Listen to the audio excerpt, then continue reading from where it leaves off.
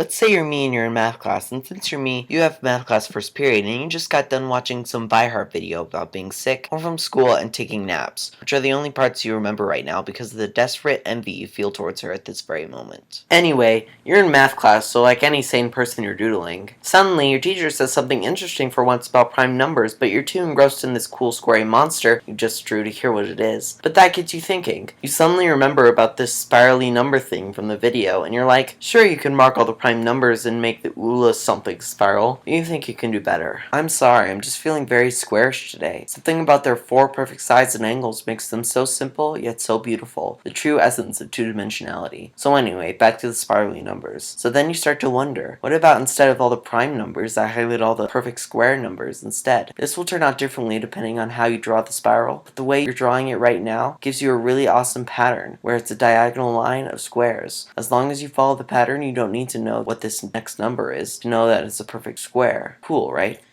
Then you think of some other Vihart doodle games, like creating a Zigfinite cross by making the corners in the middle of the sides of the square, or making Bromian squares instead of rings, or drawing squares all over the page, but not inline and boring like a graph would be, but crazy and all over the place to make shapes in between the squares to color in. You can have your awesome triangle parties, but the square parties are the ones I will attend every time, because as the saying goes, it's hip to be square.